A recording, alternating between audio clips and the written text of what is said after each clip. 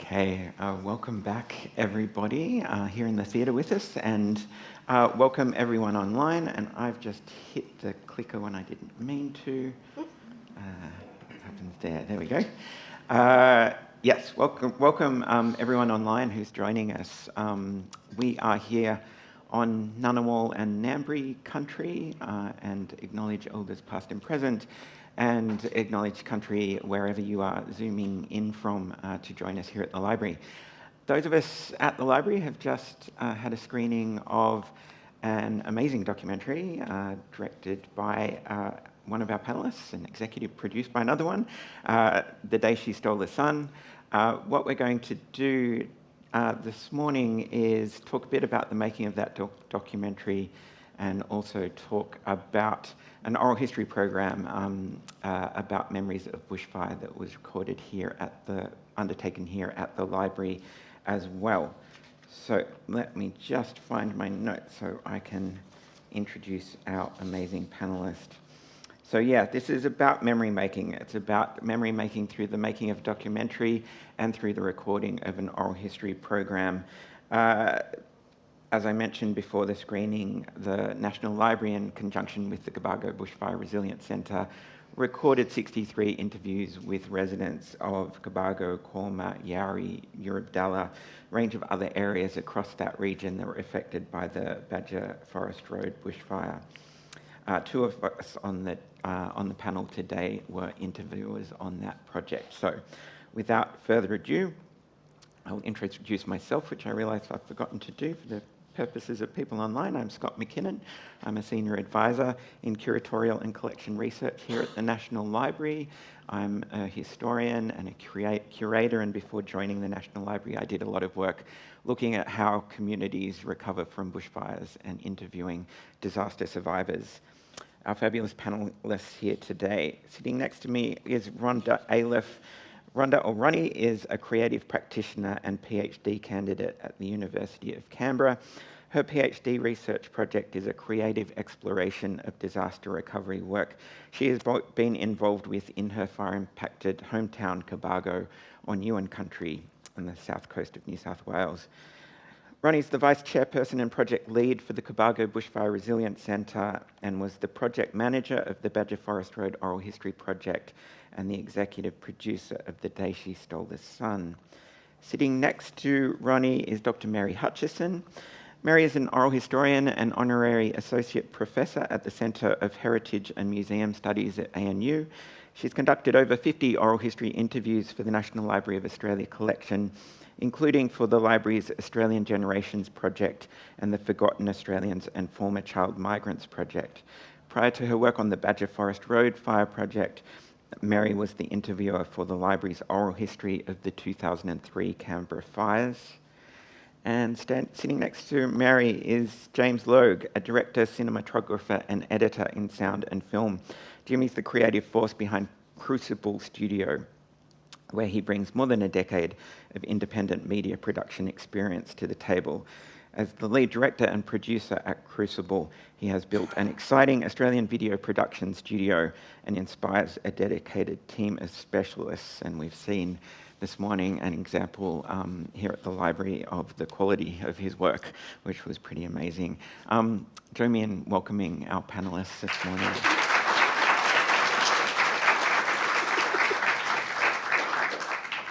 So let's see if I can produce this thing along here. No. There we go. So, Ronnie, I'd like to start with you. And I guess for me, one of the reasons I wanted to have this panel and put this together is in my work researching disasters in the past and in doing interviews for this project. One of the things that's always been really important to me is how communities remember a disaster after it's over, and both the importance that communities put on recording their memories and also some of the challenges of that, of the kind of desire to forget and move on, but also the importance that's placed on recording memories and recording stories.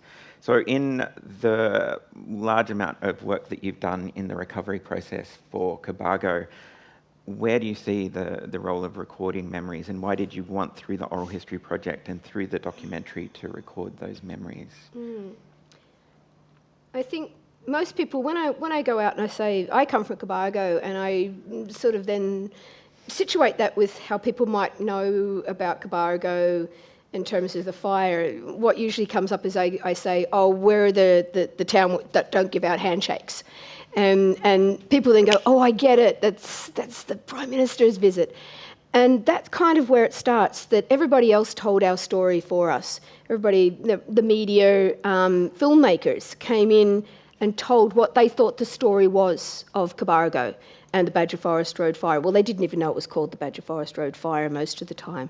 And many people in my area went, well, that's not me, and that's not my story, and that's not how I saw things, and that's not what I remember.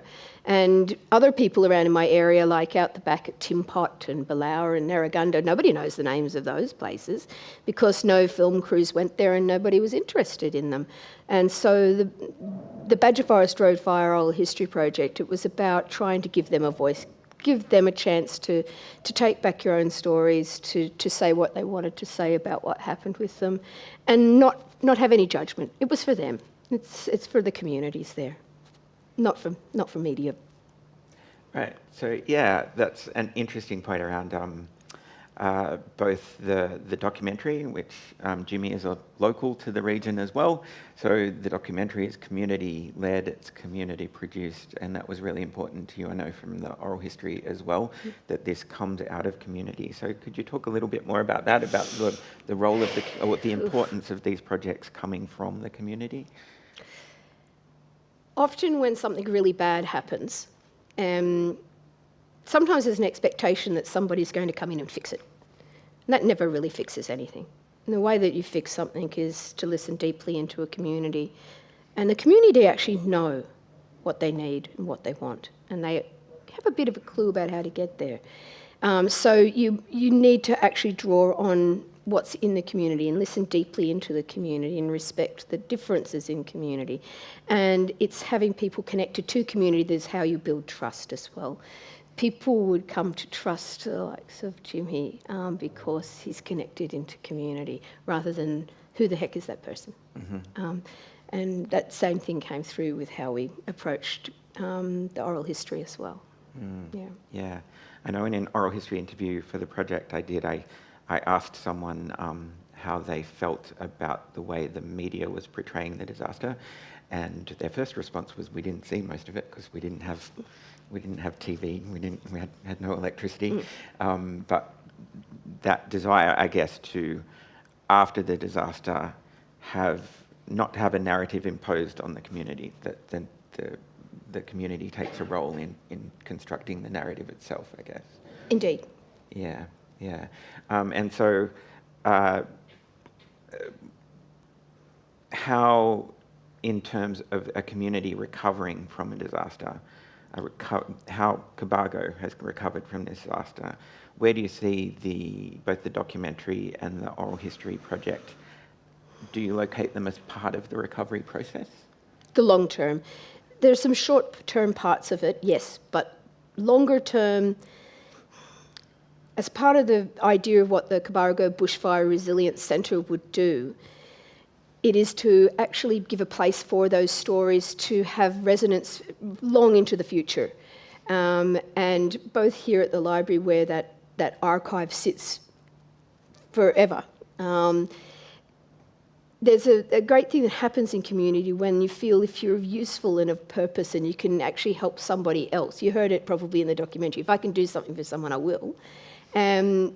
That was the idea, more than how you would see the short-term triaging of response where you need hay or you need food or you need a fence.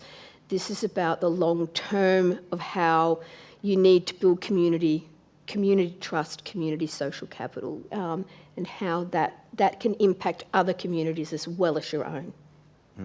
Yeah, that's such an important point, and something that struck me actually in the documentary.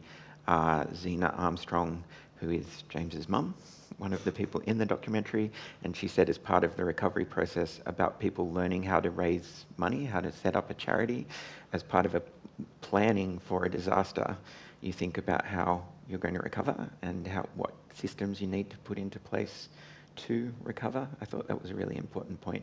Beyond the put sprinklers in, cut the grass at your place, there's these other things that can come into place as well, which your mum, James, was very involved in doing. Yeah. So, Jimmy, I wonder, as the creator of the documentary, as the director, I'm springing a question on you here, but how did it feel as the director to be sitting in a theatre watching it here today? Well, I've been watching it for the past 2 years in various forms, but I think it's a great honour to be able to watch it in this heritage-listed theatre. And I guess Steve, my editor, was behind me, and we always watch it from a technical mindset to a degree, but we still get fully enraptured into the emotional aspects of the story as well. So it's confronting because you challenge yourself to try and figure out how you can improve the viewing experience. We're probably a bit too harsh on some of it, but it was also an amazing experience, and to be able to have an emotional impact even on me after being fully ingrained in it, the whole process of the journey, it's a really nice experience, and I'm honoured to be able to showcase it at the National Library, which is an amazing chance for us. So. Yeah. Well, we're delighted to have you here. Is it the same bits that hit you every time, or is it a different part in terms of that emotional reaction? It changes a little bit, but it's like a mix of pride of having been able to go through documenting it and having a final piece of art that we can call our own, and then having it completed to a degree. But the music, it was a massive part of that. So we had a wonderful composer, Bryn, who worked on it, and Hugo, and they just really, the emotional aspects of the music that sort of cue you in on when you have to feel certain things of the story is so important. So and it is a lot of the actual fire and the impact that it had on the community that impacts me emotionally while watching it as well. Yeah, so. sure. So as a filmmaker setting out on a project like this, as we've said, you're a local to the area. You had your own pretty intense fire experience during the Badja Forest Road fire. So what was your goal in creating the documentary? Well, I've thought about the answer to this, and realistically, it was to do a good job for Ronnie, and also for my mum, who's a community leader there, to make sure that we didn't make them look bad in front of the community by telling the story. It's a pretty tough crowd up in Cobargo. They're a very discerning audience and viewers, so we wanted to make sure that we told the story with the right honour and integrity. And I did have a job to do in terms of this was a product for a client that had a destination. So to make sure that we hit the right resonant tones for them, so that they were proud to showcase it, and that the project followed through all the way to the end, and everyone was happy with the result. That was the most important part for me. I know the first screening was in Cobargo at the community hall. Was that the first screening? It was the second screen. The first one was in Merimbula at the Far South Film Festival, where we got the People's Choice Award. Yeah, but in Cobargo, that was kind of more a challenging sit down for me, because, as I said, the audience, they're all somewhat proud of Cobargo, and if we didn't build enough trust with the community and also depict the story in the right way, then we probably would have got a couple of grumpy community members who wouldn't have been happy with how it was portrayed, or that we didn't get the story as accurate as we could have. Yeah, there's a lot of pressure to represent a community in a way that they feel happy with, I guess. Yes, especially such a proud and tight-knit community with such a long-established history as well. Yeah. Ronnie, you were telling me backstage before that screening, setting up for that screening. Can you tell that story again? We didn't do a lot of promotion in Cobargo that this was happening, because even doing promotion when you're doing something that's a sensitive topic, and a lot of people are still sort of reeling, even 5 years later, are still feeling that. We didn't want to put out a lot of imagery saying, come see this film. It's all about, the fire.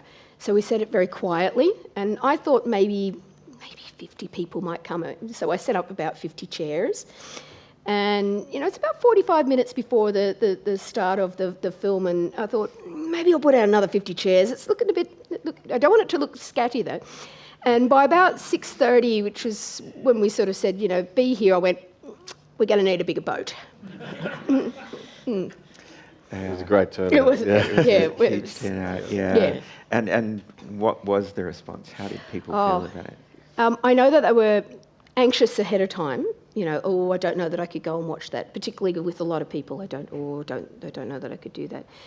And there were ups and downs. You could even hear it as it was said, intakes of breath, laughs. Yeah, it's a cathartic release in terms of a work like this can actually offer some healing because it allows people to process things from a different perspective other than their own as they hear the stories of how other people who were impacted by it, how they dealt with it, what they faced, and they can all go on a journey together and it can bring people together. Mm. Yeah. I imagine if you've been through this kind of experience, to see that imagery that would look very familiar at times, the fire behind the mountain, coming up behind the mountain, that kind of imagery must be a very confronting experience for a lot of people. Yeah, when you're editing it though, and you're like, oh, look at that shot. We got the most amazing, dreadful shot of the fire barreling over the mountain. I'm so glad. Yeah, because with Roger, we did his interview and we didn't even know that he had vlogged the whole thing until after we'd interviewed him. He sat us down in his living room. He's like, oh yeah, I shot some mobile phone footage. You want to have a look at it? We put it up on the TV and he actually vlogged it like a professional. So that kind of opened up a whole new angle of storyline for us. And those community responses into the call-outs for the footage come in, that's really exciting for us as we start to gather more content to be able to edit in and express the story more holistically. Mm-hmm. But that was one of the biggest challenges, reaching out to everyone, reminding them that we're building something and that we need more content, we need more vision. Who's got it? And a lot of people, we had to bang on doors, we had to continually call people and demand it sometimes because they had to dig through old phones that weren't being used anymore or figure out how to charge them so they could get the footage off the phones and then send them to us. So that was a really challenging aspect, doing all the gathering. Yeah, that's interesting that good, exciting kind of footage versus... well, it's horrifying for someone who was there, but for us, we were like, okay, that's going to be really... Evocative, I guess it is. It's like giving people an actual understanding of what that experience was like. Yeah. And I know from...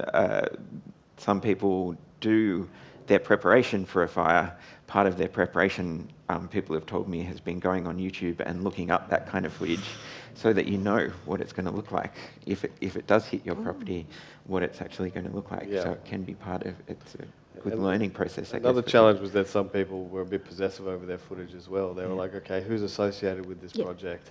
I'm not sure I'm going to release it if this person's associated because I don't want them to be associated with the footage that I got, and they get quite clutchy over allowing us to use. So negotiating and building trust with a variety of people is important for them to relinquish the rights to the footage to be able to use it in the documentary. Yeah. And so that brings me to the question of there's a politics to a disaster in a community. There's a politics around climate change. There is amazing community coming together, but there can also be fractures in a community that rise up. And there was a specific politics for Cobargo in terms of politicians being there, and some people happy for them to be there and others not. So in creating this documentary, how do you navigate that kind of politics? Well, we discussed this very early on, and the approach was to just ground it in the science of the way the bushfire behaved, and to stay away from it completely, because it could have opened up a whole can of worms if we started to build a political agenda into it or started to lean one way or the other. So we decided to just avoid all that happened in the media and news and politics landscape and just work with bushfire behaviour experts to talk about the actual... The fire was the main character, and we kept it that way. And everyone else was just talking to what their experience was like of the fire travel and how it behaved. Yeah, that's interesting. The fire's the main character, centering it there. That's really interesting. And Ronnie, in executive producing the film, in getting the funding behind the film, who were you imagining as the audience for the film in the creation of it? We didn't set out to make this. That was my selfish request No, to make a documentary. This was funded through predominantly the BCRRF, the Bushfire Communities Resilience and Recovery Fund, which also funded the part of the archive along with the National Library of Australia. And what was meant to happen was we had short films that helped to ground the archive here, sort of on the Fodder Fund and the Community Recovery Fund, and what the Badja Fire itself, just the facts and nothing but the facts. And they were short form, 10-minute, maybe a 20-minute here. And Jimmy actually said, I think there's a feature-length documentary here. And I went, let's count it up and I'll see if I reckon I can make that pass on a grant. And that's how this actually came about. It was never started out that way. Right. Yeah, I think it would be hard to get funding specifically for a feature documentary off the bat, but it was going to be chapterised in like an iPad menu opportunity for the theatrette within the Bushfire Resilience Centre. But we make a lot of content that gets repurposed into various formats. You shoot 30, 40 terabytes worth of video, then it's just up to the challenge of figuring out how to build that into a feature story as well. And you can whittle that down into other needs. And this wasn't designed to be put here or in film festivals that it's going globally. It was actually designed to be seen inside the Resilience Centre when it opens. So it's always intriguing to see this, like today, with a completely different audience and how they react to it. Yeah. Could you tell a different reaction here from in Cobargo Yes. or at the film festival? What was the difference?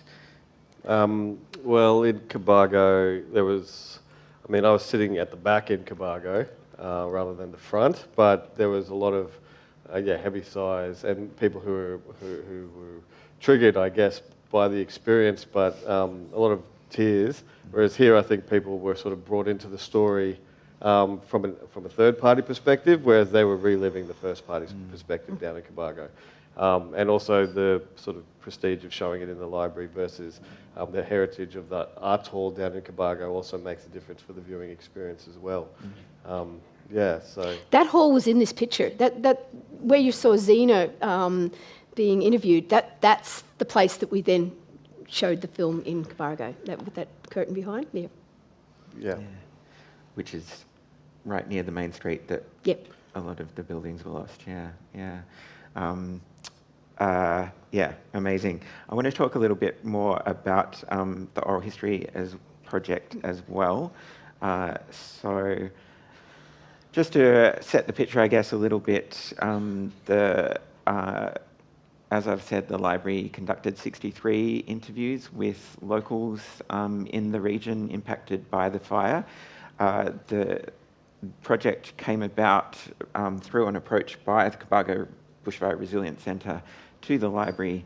The library matched funding that had been sourced elsewhere, and we set up, I wasn't working full-time at the library at the time, but the library set up this project initially by going into the local community and having community meetings where we were able to introduce the project, meet people, and give people a sense that this project was intended to be community-led. It was intended to be about their story.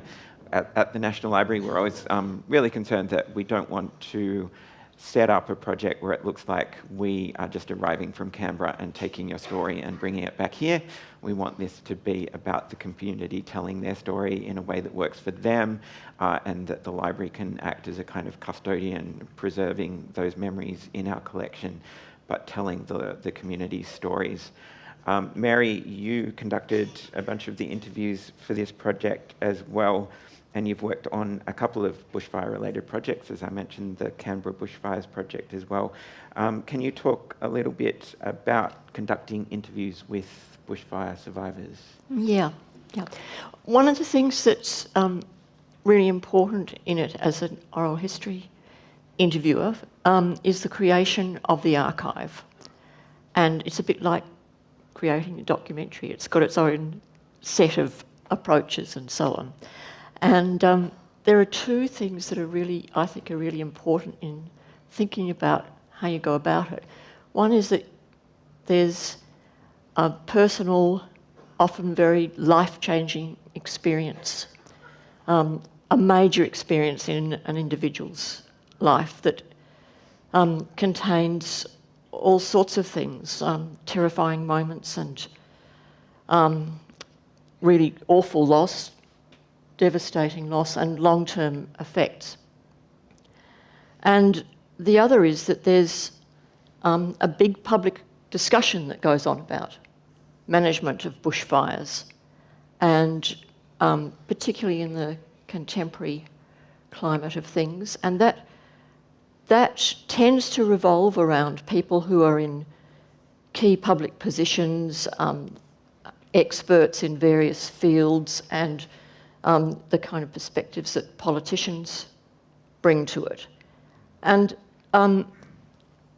I'm interested in bringing those two things together in the making of the archive, and particularly because individuals who decide to be involved in a project like this one are keen to tell the story from their point of view, to tell their experience, to actually have an impact on the public discussion, and to put it on the historical record for the same reason, that it's there for the future. They don't want certain things that are often ignored to be ignored.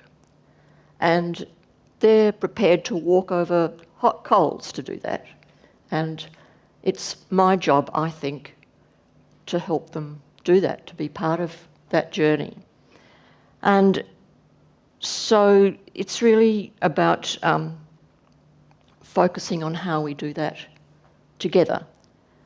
So allowing the story to be told in a way that's comfortable for the person, but also supporting their interest in talking about things that are really important to them and that they don't want to be missed out, that they really want to be heard.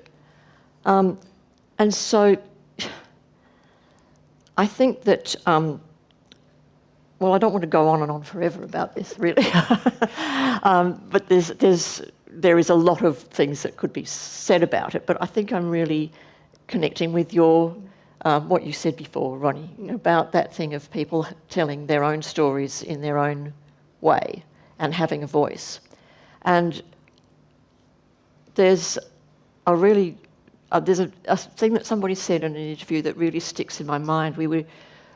She was reflecting on the issue of communication and warnings in her community, and she was thinking about her own experience as a child in a small rural community that dealt with alerts. And she said, "I want a siren."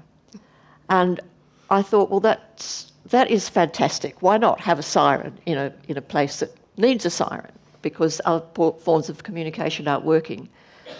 But it also is a way of claiming her voice in the larger discussion. And so for me, that's something that I really hang on to in thinking about this kind of project and the creation of the archive.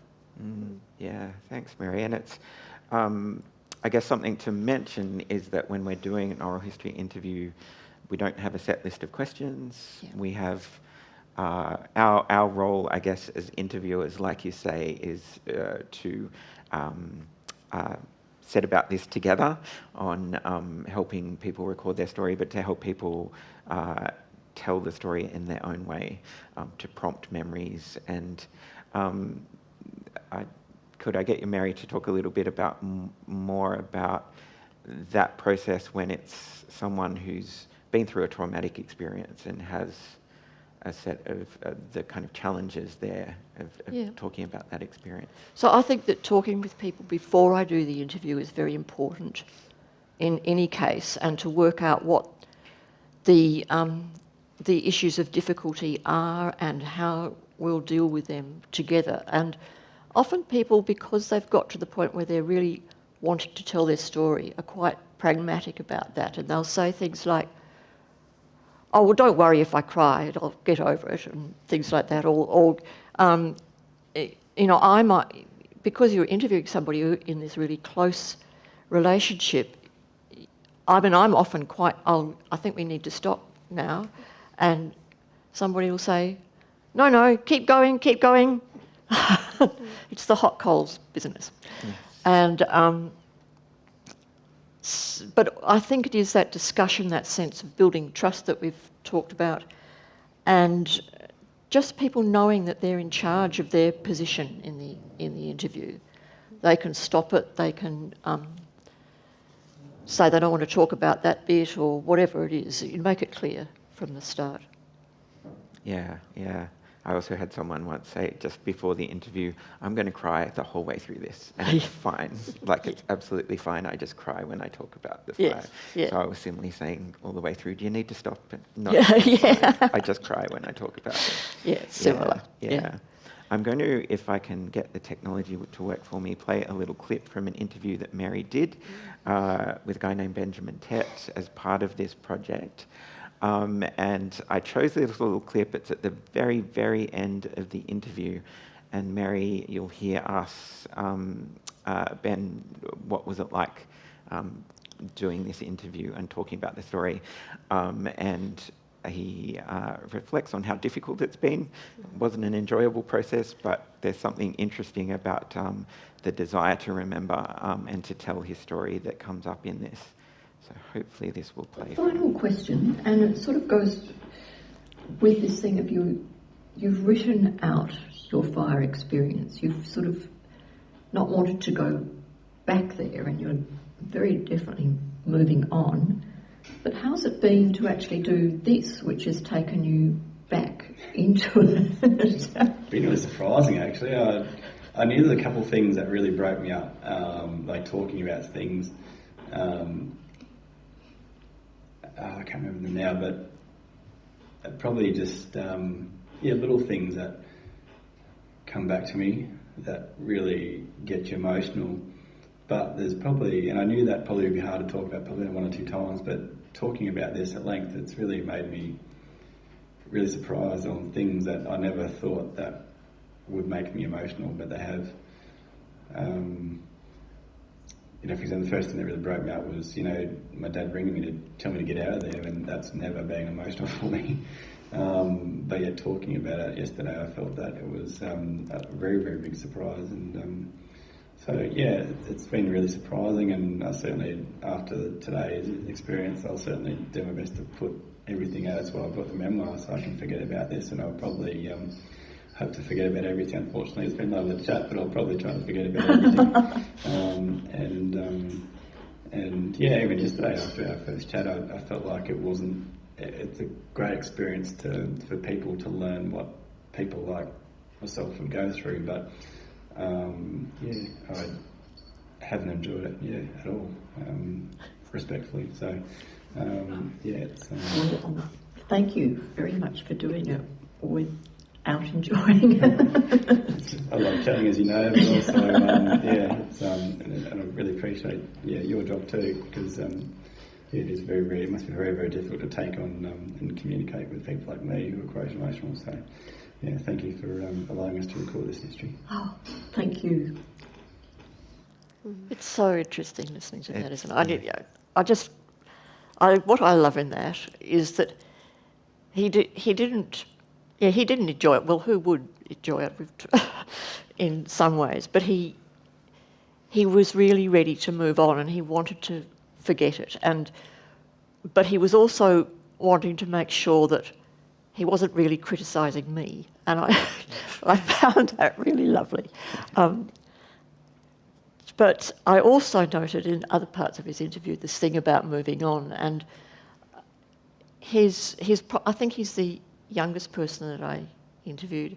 And there was a section, I think, in that interview where he was talking about him and his age group peers, how they all knew about the importance of talking about these things, but really they didn't want to get stuck in it. They just wanted to get going.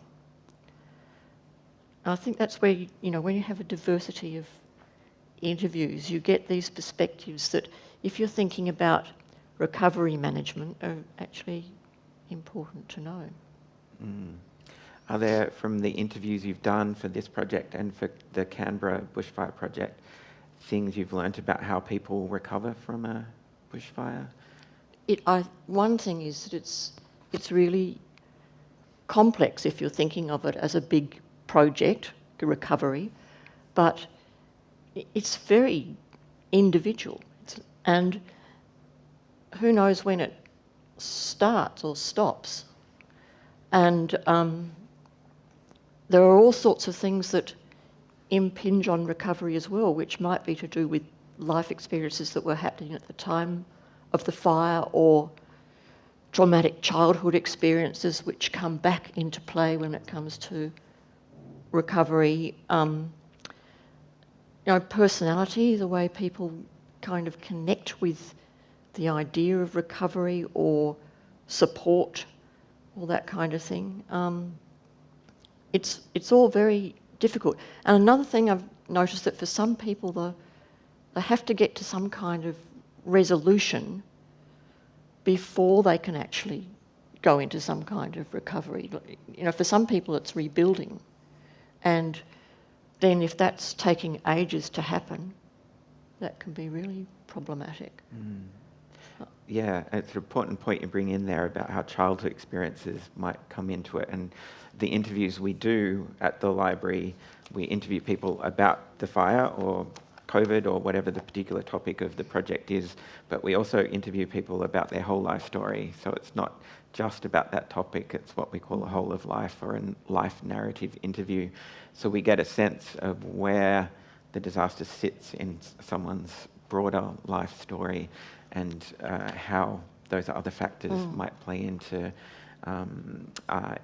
being prepared or not, and being able to recover or struggling, or how that process goes on. I think it's really a valuable way of interviewing. Yeah, I do too, sorry. I just wanted to go back to you saying that people don't actually often want to be interviewed.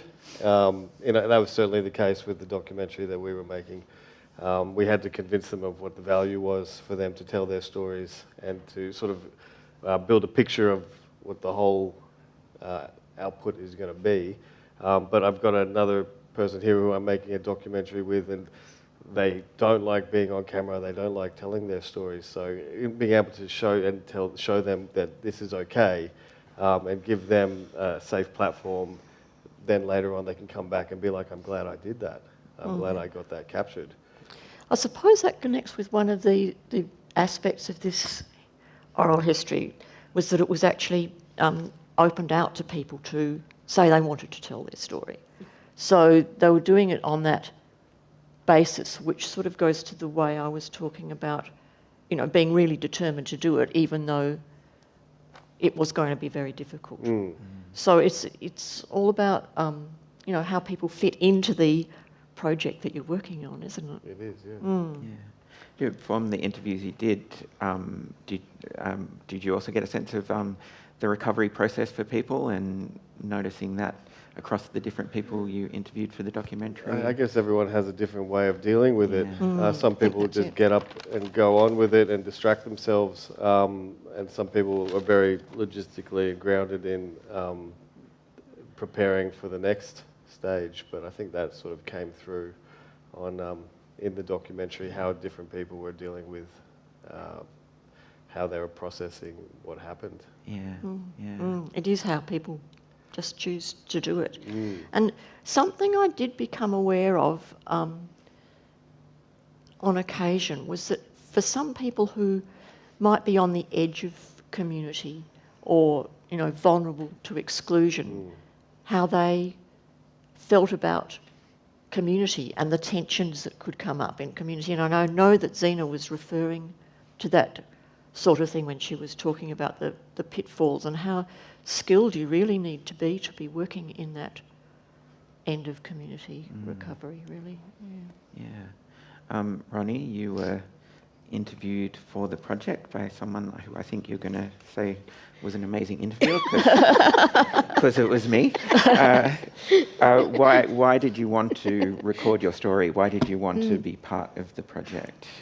I was different to pretty much everybody else who was in the project because the Cobargo Bushfire Resilience Centre's funding and talk with the library here was for 60 interviews, and you've said there's 63 interviews. Well, I'm one of those ones that's past the 60 point. And one of the things that convinced me to be involved was not really my personal story from Cobargo or anything else like that.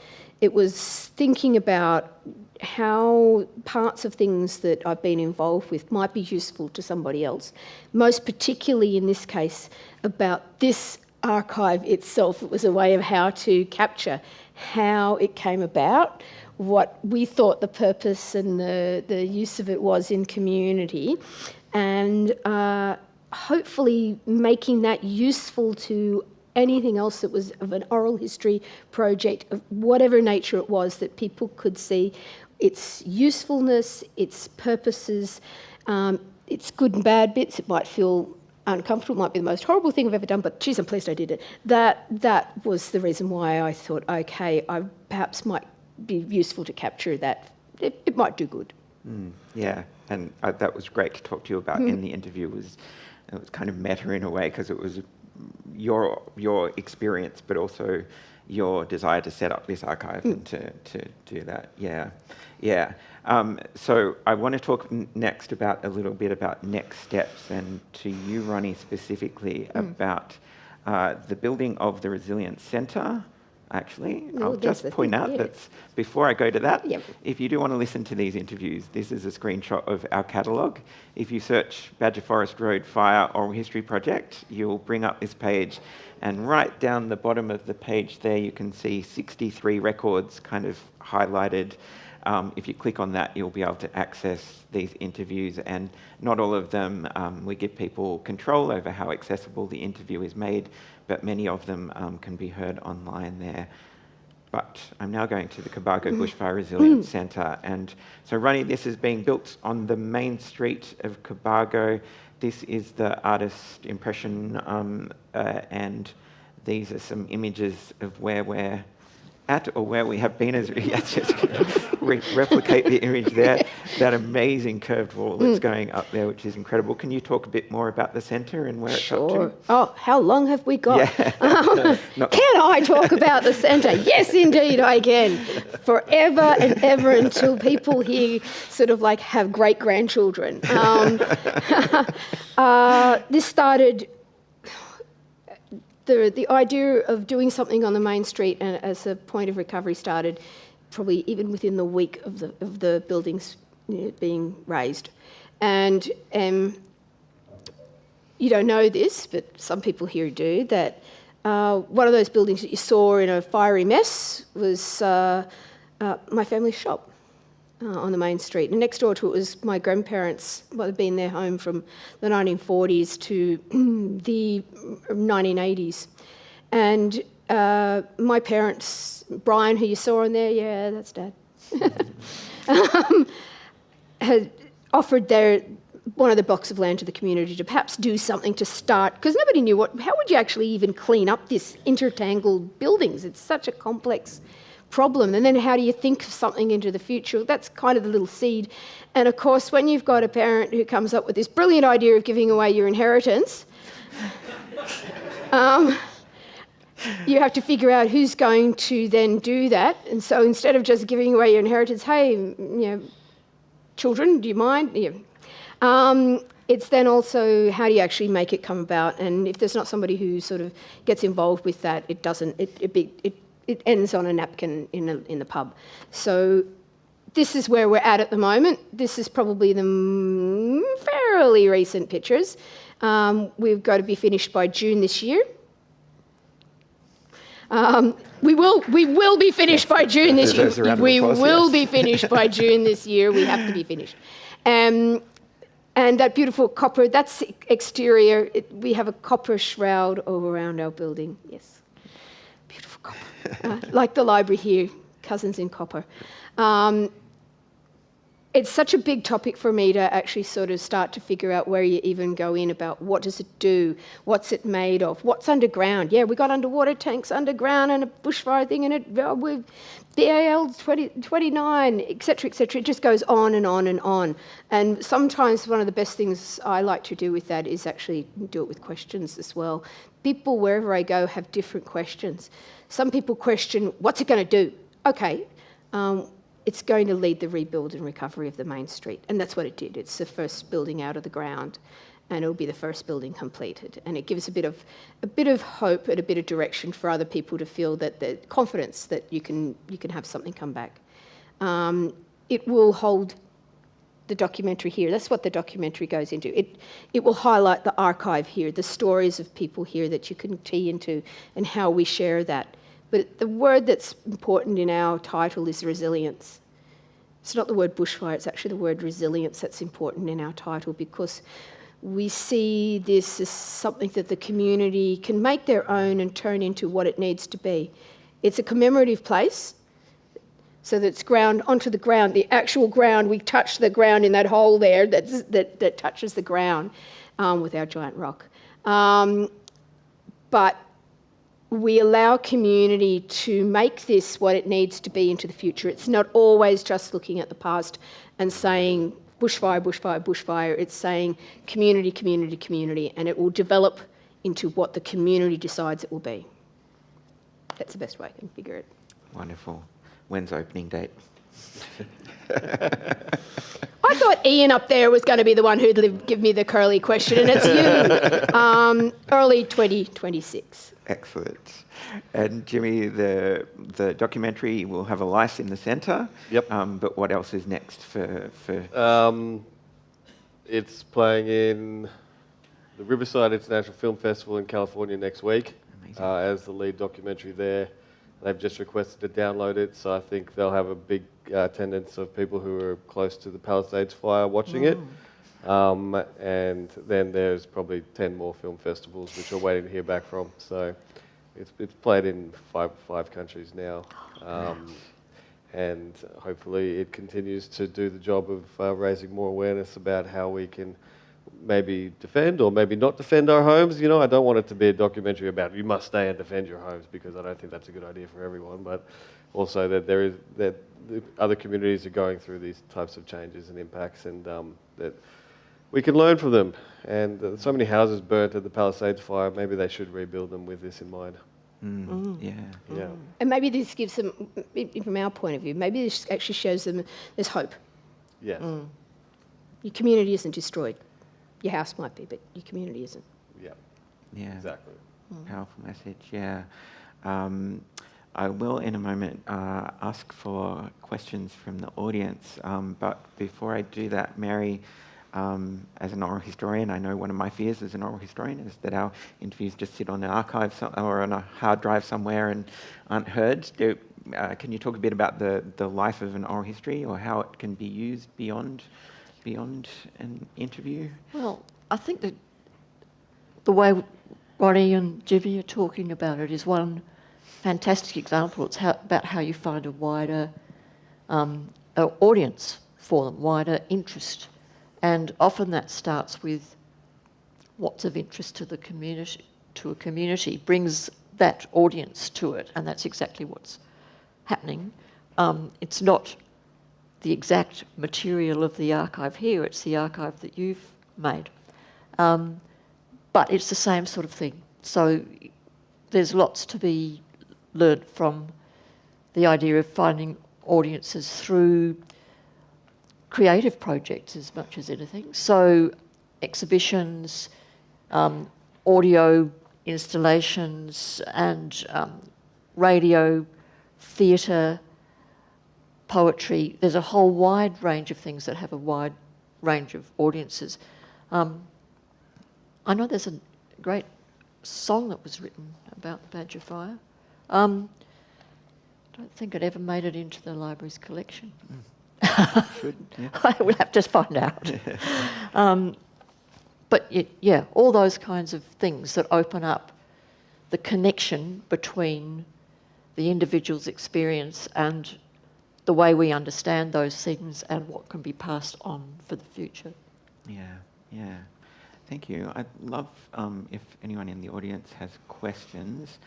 We have the fabulous Kelly and Jane here with microphones. And for the purposes of the people online, we'll get you to talk into the microphone with your question. Hey. Thanks for that.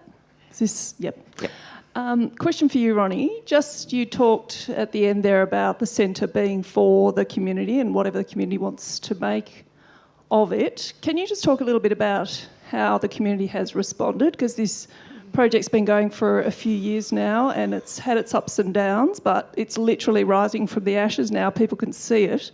How is the community responding to that? For a lot of time, there was uncertainty. Like, all it was this idea. Oh, yeah, you got funding. Great. We'll believe it when we see it. And it took a long time for anything to come out of the ground because bureaucracy is a bitch. I'm sorry. For the first part, there's uncertainty.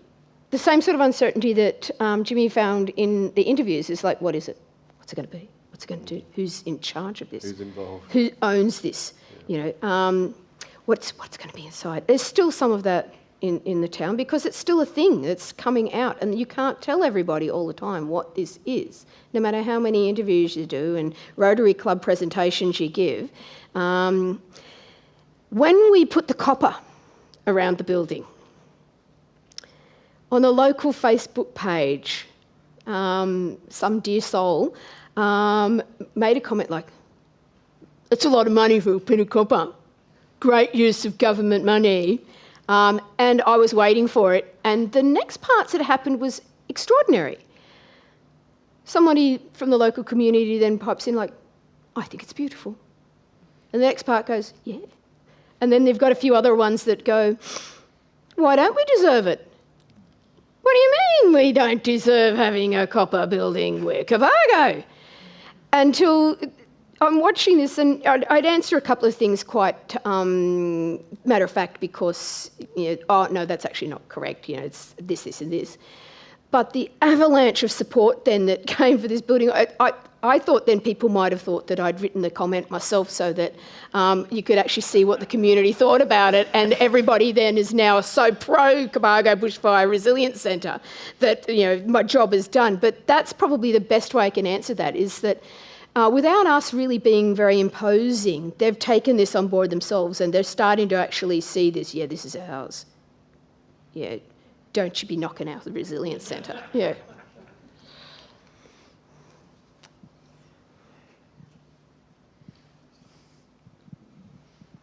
Question for Jimmy. Jimmy, you gave us a bit of a hint in the end credits. The Day She Stole the Sun. It's a beautiful title. Can you just tell us where the title came from? Yep, it was pinched directly from a children's book written by the Cobargo Public School, with their permission, of course. So we were pondering a name for the doco for a few weeks, and we didn't really have a focus point yet. I think we floated a couple of names with Paul over there. Cobargo Strong. But it just didn't sit quite right for us. It wasn't poetic enough for what we envisioned for the story.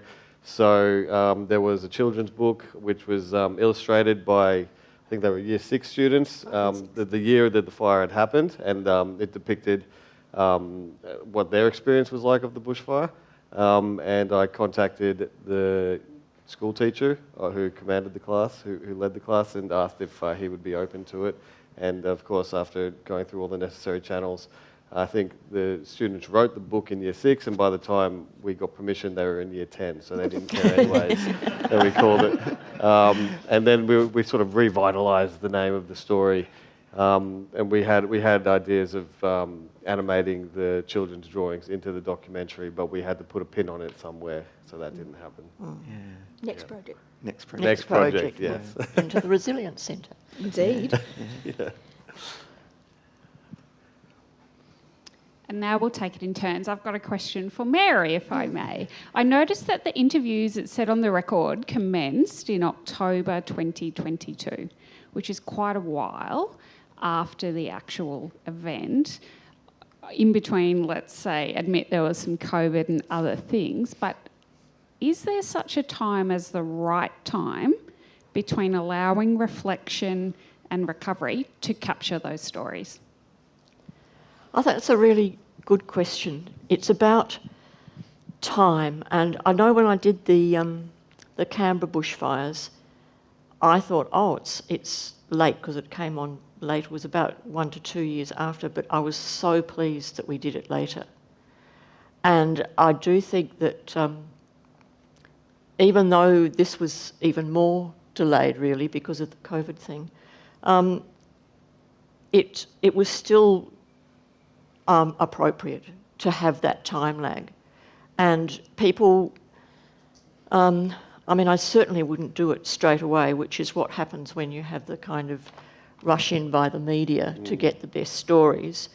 And time for reflection, these things stay with people for a long time, and it's one of my questions is often, where is the fire for you now? And it's usually present. And yeah, I don't know, Scott, you might have some thoughts about that. Yeah, I agree with everything you've said there. I think it's great to give people time to reflect and process. Oral historian Alessandro Patelli says that memory is a conversation between 2 points in time. The time of the interview and the time when the thing happened. And whenever you do the interview, that will probably change a little. So people's relationship to the event changes over time. But I think giving that time for reflection, and also that point you've already made, Mary, about I don't think when people are still cleaning up the rubble of their homes, they need us turning up with a recorder necessarily. Yeah. Not to disparage the work of journalists doing reporting on stories, but that oral history is a very different kind of interview, I guess. Yeah. Yeah, there have been some fantastic, really respectful interviews by journalists, but they're the ones that have tended to go a bit later and with people who are less traumatised by it. Hi, Scott. I'm actually Jimmy's mum. I'm Zena Armstrong, who was in the documentary, and I'm actually really proud to be here. And I see that there are some others who've got really close links to Cobargo who are sitting in the audience during the film and are probably still here today. So there's a bit of representation that's come up from the South Coast. I've got a question for both Scott and Mary, and as you know, my focus is very much upon community recovery.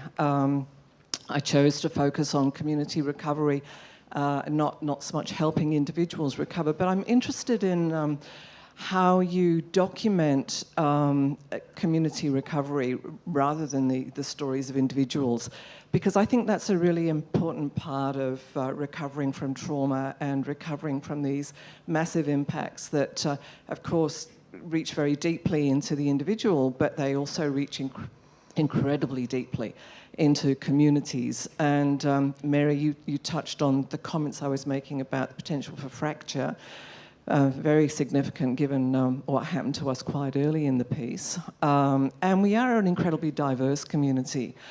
One of the things I think that has been able to carry Cobargo as a community through is the extent of the social capital that was pre-existing before this disaster.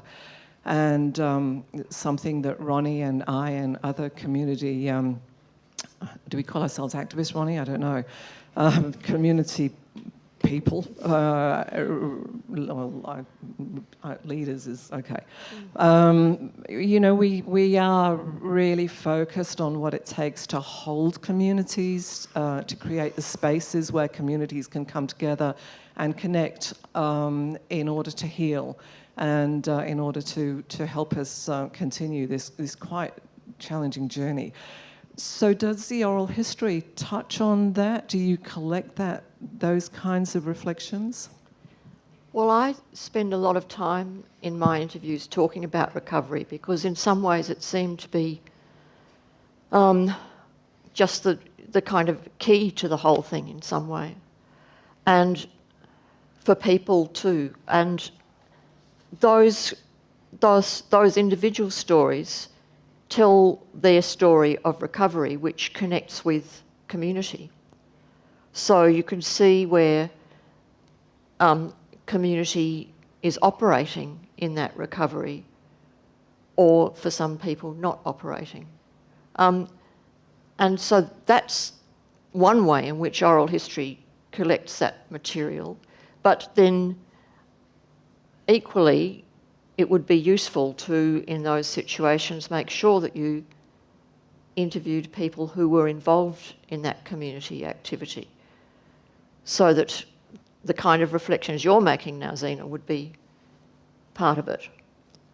And I'm trying to remember, I don't know about across all the interviews that were done, there were people who had community roles in their communities. Yeah. I certainly interviewed a couple of people who had very successful, or one person in particular in Corma, very interesting, very skilled kind of process that had gone on there, but not necessarily to everybody's satisfaction, but who knows, how can that be? Yeah, and I think for the interviews I've done, and this is another good reason not just to interview about the fire, but to have a solid part of the interview talking about what was your life like before the fire, and you get a sense of what the community was that people were involved in before the fire. Yeah. And you make such a good point, Zena, about social capital being so central to how a community recovers. So in some ways, I think something like the Cobargo Folk Festival is a bushfire preparation In itself. just because it brings the community together. It's making community connections that when the disaster happens are there ready to fire into action. Fire is a terrible way to talk about that. Launch into action. And communities that don't have those kind of structures in place before the disaster, even if it's not specifically related to bushfire, if it's other forms of community engagement and collaboration on different things, I think Cobargo is a great example of how having those kind of things is such a important, so that's stuff that I've only learnt from doing the interviews, We've probably got time for a couple more questions. Thank you. This is probably becoming more of a reflection, or starting out with a question around, Jimmy, I think you were saying that in the documentary, or Mary as well, it's often hard to find people who want to be interviewed, and people who come forward are probably the ones who feel comfortable sharing their story, and other voices might not yet get heard. And I was curious about the process of when you start a longer term project like that, whether you also make available the interviews that you're doing in the beginning, and whether that then prompts other people who are maybe a bit more shy to come forward and go, actually that really resonates with me and I now feel more comfortable sharing my story, and then the whole fabric becomes a lot thicker. And that sort of resonates, I think, with what Zena was saying as well. Have you had that experience during that project, that it starts to thicken but also become more complex, and if you like, that kind of the tapestry of the community starts to build as you're doing those interviews? Is that sort of a common experience, or what are your thoughts? Was that question for me or Jimmy? Probably for everyone. Oh, right. I think, having worked in community, that is the ideal way to do it. And I think that's something that did work through those conversations that you had in the early stages. You might. Do you want to talk about that Yeah, a bit so more? the community meetings that we had, so we had one in Cobargo, one in Corma and one in Nerigunda, and it gave people a chance to come and talk to us. And I know that sometimes people arrived quite suspicious about what we were up to and what was going to happen with this project. And so we were able to reassure people, and it also gave people a chance to meet some of the interviewers beforehand, so that, you know, it's a weird thing that some complete stranger is going to turn up at your house and press record and say, tell me about the worst thing that's ever happened to you. It's like a very weird thing to do. So we got a chance to have a conversation, and so, yeah, there were definitely people that came to those meetings thinking that they probably weren't going to be involved in this, quite suspicious about it, but reassured that it was about their story and that we weren't trying to construct any particular narrative, that it was very much about them telling their story. I'll actually add into that, because being the project manager of that and the architect of the grant section of that, and having set up things with the library, probably for both of those were involved, was the discussions. And it was the way in which we actually did the framework of how this would go out. Why they went to community was because we actually saw that if you just put a website link, people aren't going to know what that is. They're going to be very suspicious. If they meet people, and some people don't even want to go on the web, they want to meet people. I met with Mary before they went down there, and Mary spent a couple of hours with me when she'd been put into this project, getting all of this information about even how to pronounce names of towns. So they were incredibly respectful and already went with a lot of knowledge about the area, about the fire. So they don't go in there making people tell them that part of things. They're already got a lot of trust that they've built up because they've spent time thinking about that story. And the Resilience Centre itself, what we saw our role in doing down in the communities was we knew a few people who wanted to tell their story who would never approach them. And we quietly worked with a couple of people to give them the confidence that, yeah, these guys are okay, you know. And vice versa, these guys worked with communities going, yeah, Cobargo Resilience Centre, they're okay. They're not after your story that they want to use it in a bad way.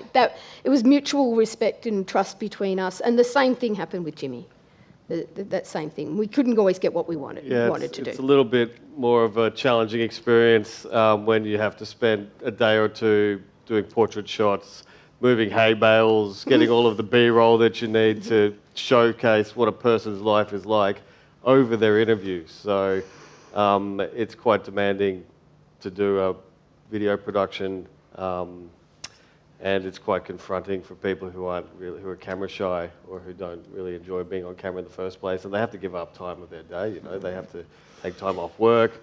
You can't do anything else, and you get bossed around by me all day to stand there, walk over there, look this way. So a lot of people didn't want to do it, actually, in that sense. And that's where we had to, again, we in the Resilience Centre, that's where we worked a lot with Jimmy, was we had to convince some of them, one in particular, who is this guy? Who's he related to? Yes. Who's his father? What's he going to do? What's he doing with my story? You know, it's okay. Oh, baby. And yeah, or back the other way. You know, like the same thing with the library people was Jimmy. Us not being all in the face of the community and letting Jimmy actually talk with and Crewcible talk with that, and them build their own relationships. And show that, yeah, we are not the mouthpiece of Resilience Centre. We are respectful of the story first. And we've got another short list of interviews, which if we get the funding or if we get the opportunity, we'll move into a greater community story, national story about bushfire resilience. So there's a big list of people, and then there's people who rose to the list in the preliminary interviews who are like, oh, they'll be easy to work with. Maybe we'll go spend a day with them. So just one last question. Thanks, Catherine. Actually, that last comment is a really nice segue into what I was going to say. So this has been wonderful to learn about these fantastic initiatives. I've been working a little bit with a project that's been done in Braidwood, and they've produced films and podcast and an oral history project that you guys might know about. And it strikes me that there's so much to be done in bringing these together. It's the Cobargo story, learning about what happened in Braidwood and vice versa. And as you say, hearing the community's narratives, not a narrative that's been imposed on them. So I was wondering about if you guys were involved with any of those, or were aware of, or if the National Library is interested in doing projects that can kind of bring these things together and create larger archives or resources that collate multiple voices from across these natural disasters. And what an incredible resource that would be for Australia and for the world, actually, in tackling these issues. Yeah, it's a great idea. Ronnie might need to get us funding to... I can certainly put the two of you in touch to talk about these amazing stories there.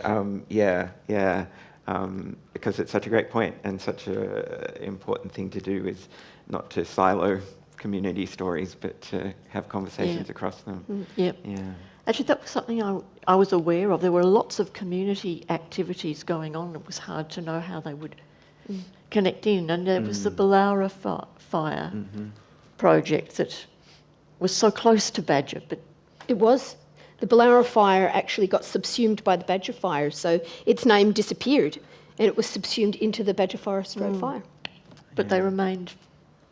But the people in Balaura always, hold tightly, as they should, to their story, with it being the Balaura fire, and I'm not giving up my name of my Balaura fire to be named by the RFS headquarters into the Badja Forest Road fire.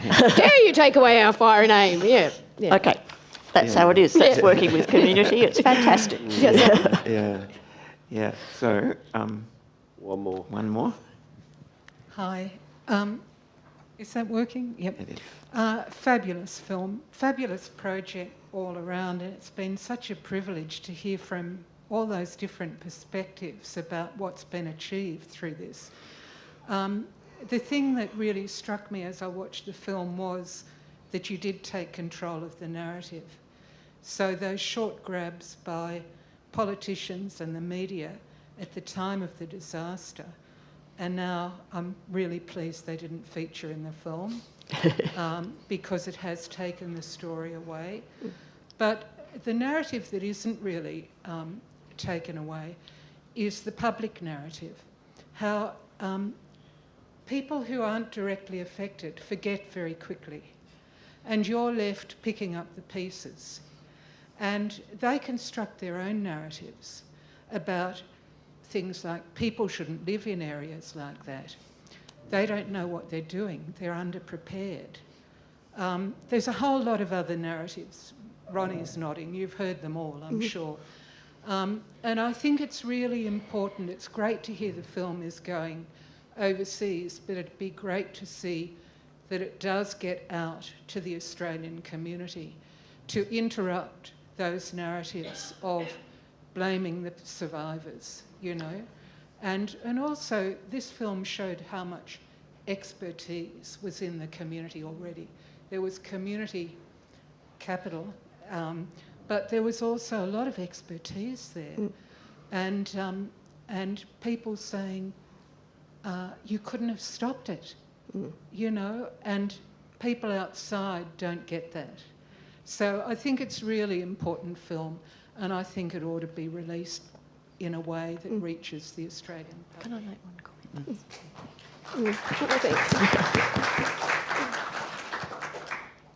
Can I just make a comment on that?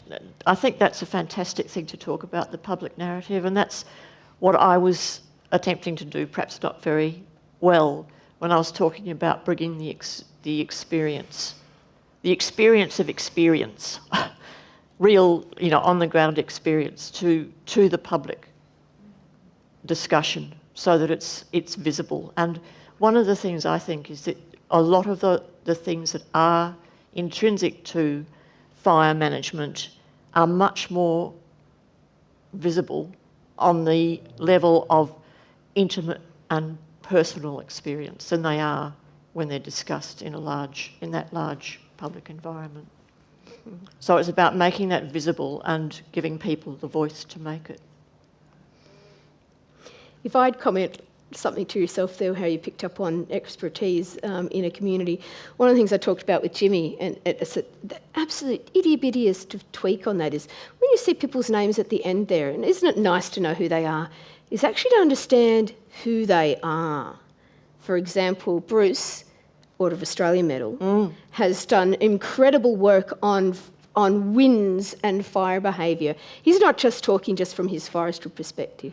He has a depth of understanding about that behaviour and just the climatic conditions that's absolutely world class. You saw Brian, Daddy, what isn't behind his name is Australian Fire Service Medal. The guy was retired Group North Captain, chair of the Bega Valley Bushfire Management Committee since its inception in 1996. When he says, "I've never seen a fire like this," he means that's coming from an experience of seeing decades of fires. In that quiet comment, for me, is a person who understands that climate change is actually a thing, and I didn't realise it until my fire came through and wiped out my village. Or inside another piece of expertise in there is Zena, who her role in the community wasn't just, I set up this fund and I'm with the folk festival, but the way in which she is respected within the community is shown with the fact that she was a Citizen of the Year, I think it was about 18 months after the fire, 2 years after the fire. That's because we recognised what has happened with here and what sort of skill base we have in our community. Tony, ex-mayor of... he's not just talking as a dairy farmer. He's also probably one of the biggest exhibitors at the Royal Easter Show and prize winners in dairy cattle. You know, these sorts of things. They're not just these random people. With each of them, they are people with tremendous local knowledge and expertise. I think that we could highlight that just slightly so that folk actually see them where their stories are grounded. In real depth of local expertise. Yeah. Thanks so much. That's a great Sorry. point to end on. I'm just going to pop these numbers up on the screen. In case anyone, if this has brought up anything for you, this discussion or the film today, do reach out for help if you feel you need it. A few little housekeeping notes. So we found somebody's headphones in the theatre this afternoon after the screening. So if you want to talk to the lovely Kelly, if you want to claim those, do so. We have our Fit to Print exhibition is on upstairs at the moment. A chance to look through that while you're here. Book float is open as well. But beyond that, will you please join me in thanking our amazing panellists today? Thank you. Thank you. Good to have that.